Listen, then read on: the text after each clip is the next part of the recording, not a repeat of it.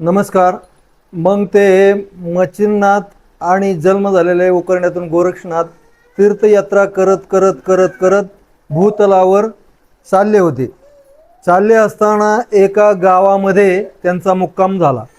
मुक्काम झाल्यानंतर त्या ठिकाणी गोरक्षनाथ हा लहान लहान मुलांमध्ये लहान मुलांचे खेळ खेळत होता. बैलगाडी बनवणे, चिखलाचा बैल बनवले, गाडी बनवणे अशा प्रकारचे मुलं खेळ खेळत होती. आणि शेजारीच गोरक्षनाथ बसलेले होते. बसलेले असताना त्या मुलांनी छानपैकी बैलगाडी बनवली.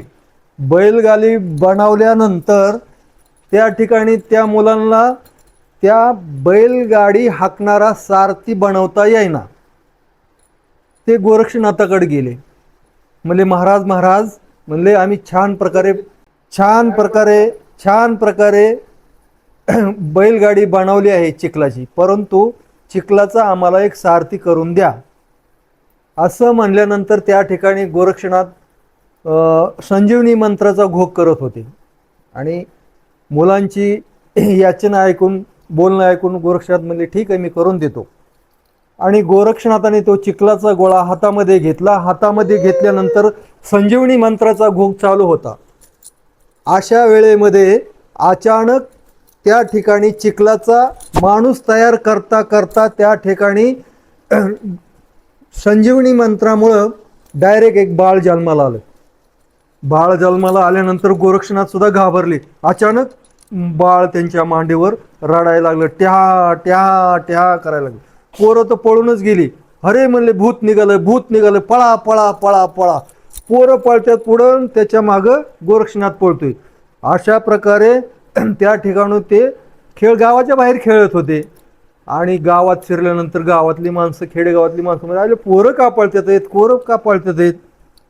त्या पोरांना त्या मोठ्या माणसांनी अरे पळताय का, अहो म्हणले भूत निघाले, भूत वाड्याच्या पडेल. आम्ही त्या ठिकाणी खेळत होतो नदीच्या कडेला आणि त्या ठिकाणी मोठं भूत निघाले, तुम्ही घरात जावा, तुम्हाला सुद्धा खाईल. अशा प्रकारे पोरं म्हणले आले दिवसा भूत कसं काय निघालं बाबा. मग त्यांना काही विश्वास बसना. पाठीमागून गोरक्षनाथ पळत होते. ते म्हणले महाराज महाराज तुम्ही काय पळता. गोरक्षनाथ 9-10 वर्षाचं वय होतं, ते पण लहानच होते. आणि अशा प्रकारे ते म्हणले ओ भूत निघाले तिकडे, भूत निघाले. मग तिकडून भिक्षा मागून मच्छिंद्रनाथ गोरक्षनाथाचे गुरु येत होते. ते गोरक्षनाथाला पाहून ते म्हणाले अरे अरे अरे गोरक्षनाथा का पळतो का पळतो. अहो नाथ महाराज म्हणले त्या ठिकाणी वड्याच्या कडेला मोठं भूत निघाले आणि ते भूत आम्हाला पोरांना बी खाईन आम्हाला खाईन म्हणून आम्ही पळत आहे. आणि त्या पोरं म्हणले आम्हाला एक चिखलाचा माणूस करून दे गाडीवर बसायला. आणि मी चिखलाचा माणूस करता करता त्या ठिकाणी आणि भूत जन्माला आलं. आणि ते पाहून म्हणले पोरं पळालं, पोरांच्या मागं मागं आणि मी पण पळालो. असं ऐकल्यानंतर मच्छिंद्रनाथ म्हणले घाबरू नको म्हणले, मी आहे, मला दाखव कुठे आहे ती. नको नको नको. अरे त्याच्या हाताला धरलं मच्छिंद्रनाथाने आणि लांबनं दाखवलं. या ठिकाणी भूत निघाले. गावातली माणसं बी त्या मागं आली. गावातली माणसं ते पोरं कुणाच्या घरात जळाले, कुणाच्या पाडक्या घरात दडून बसले.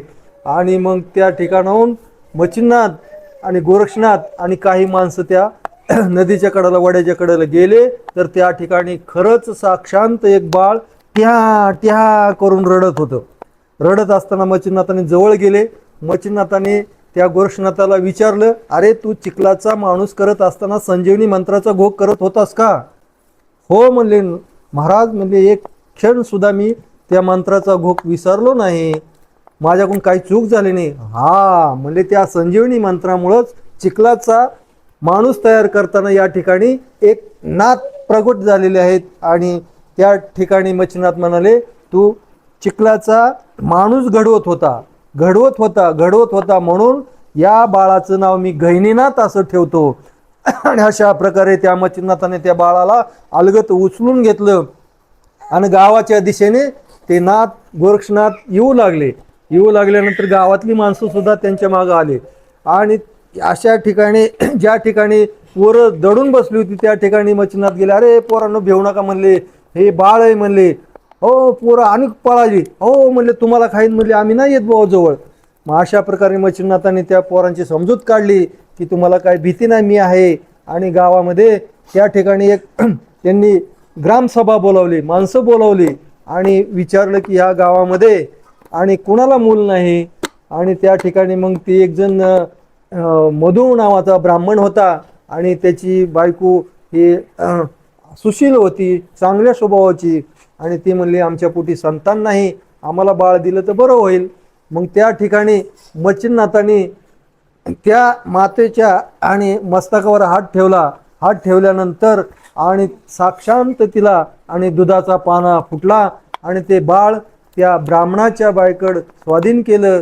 स्वाधीन केल्यानंतर ते मच्छिंद्रनाथ म्हणाले, ब्राह्मण मधु ब्राह्मण आणि त्याची बायकोला सांगितलं की आम्ही 12 वर्षांनी आणि या ठिकाणी येतो आणि तोपर्यंत मुलाचा चांगल्या प्रकारे सांभाळ करा असं सांगून आणि मच्छिंद्रनाथ आणि गोरक्षनाथ आणि पुढची तीर्थयात्रा करण्यासाठी निघाले. आता हा भाग इथंच संपलेला आहे. पुढचा भाग उद्याच्या ह्याच्यामध्ये सांगू.